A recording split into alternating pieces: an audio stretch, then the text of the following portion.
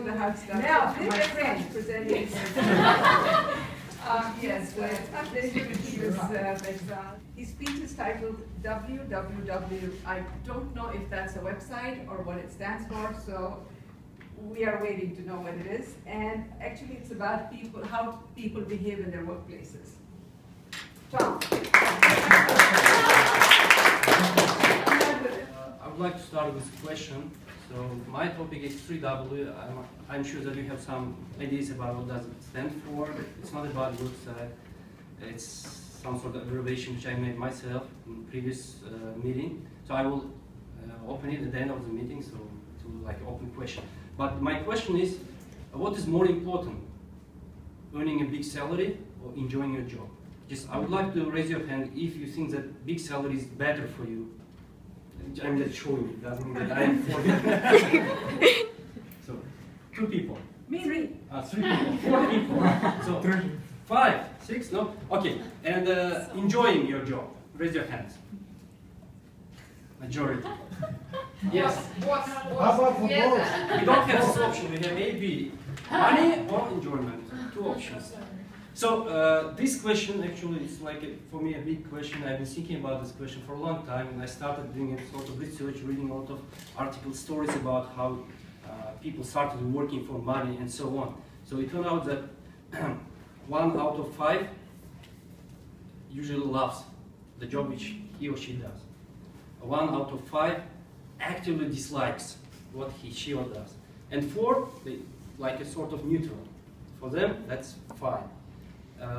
I've been working almost for 10 years by being government employee, self-employed, and working in a private organization. And taking into account all this experience and my observations, I can tell you that people work for different reasons, and many people who don't like the present job, they cannot leave due to many reasons. Actually, nobody is holding them, but due to many reasons, like they have been working that company for a long time, or the salary is good, and so on. They don't dare to leave, quit, and find a job due to age as well.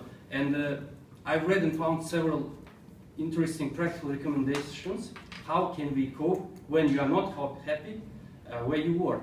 So one of them is that you should try to stop working with company haters. In every company, there is a person, including one person, who all the time, whenever you have a chance, tries to complain about everything. The boss is not good, salary is not good, conditions not good, we are working on the basement, and so on the roof, and so on. Try not to have a conversation with those people. And another one is try to change your boss. It might seem a bit strange for you. There is indirect meaning. For example, if you are not happy with the manager, the way he manages, you should go and talk, because usually the people who are not good at managing, it might happen, they're not good people in general.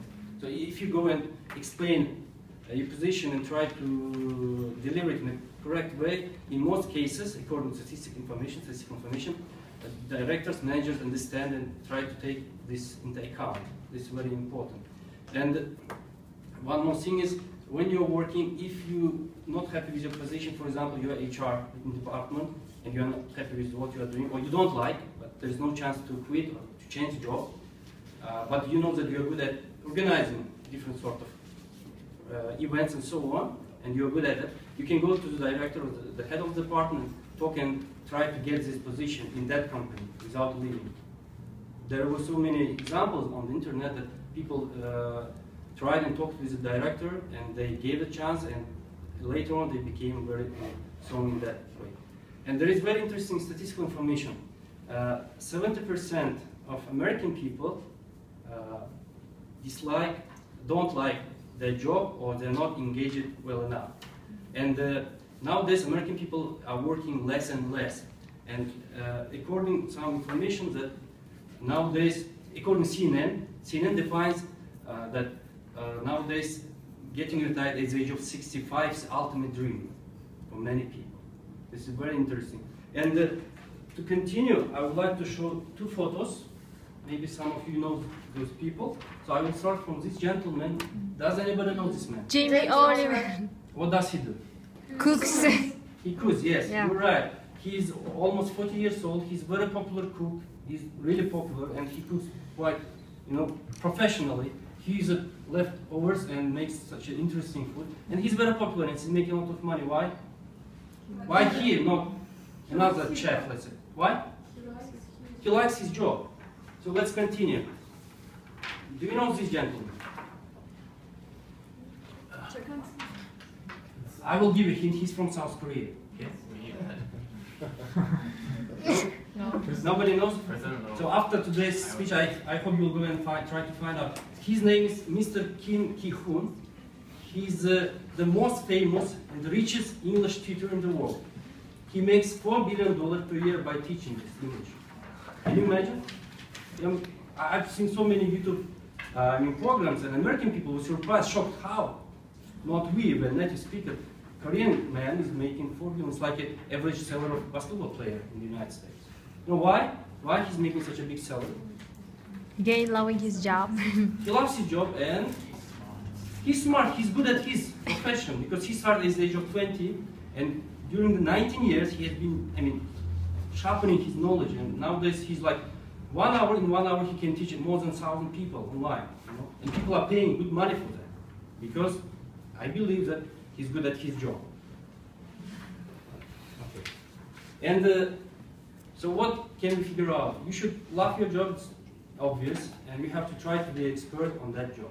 And I've read one story about how we started buying or selling for money. There's a story that a long time before, like people used to farm, used to hunt, yes, used to cook and so on. And later on they found out that this group of people can do farming pretty well, this group of people can do cooking or building house pretty well, and they started bartering. They started bartering, so they became good at cooking, farming, and so on. They were in construction stuff, and they were all the time bartering, and it was like this. But during this past, something happened, and they lost this sense. They lost the thing is that actually they were doing it to help somebody, not for money. But later on, now it's why you work, because you get money for this one. But before it was like helping somebody. And I think this is very important, that when you do something, you should keep in your mind that you're doing something to help somebody. If you keep in your mind this objective, I think you can do a lot of things. Even if you don't like, you'll be somehow motivated to continue doing this one. And I read one thing, that motivation, everybody knows that very important. When you do something, you should have motivation. But motivation doesn't last long. Like Zig Ziglar says that motivation doesn't last long, like neither betting. That's why it's recommended to do it daily. So you should try to motivate you every day. And to conclude, I would like to say that there is one sentence which really impressed me. It's about teachers, because I work in education sphere and I used to be a teacher. It says like this: unfortunately, one doesn't choose to be a teacher, one ends up being teacher. It's, I think, very actual nowadays in our country at least. So I wish you I wish you to be able to choose, not to end up somebody. Thank you. WWW, you distract me with your red target. WWW means, it's like an open question, think about it. Why we work? That's it. Cool.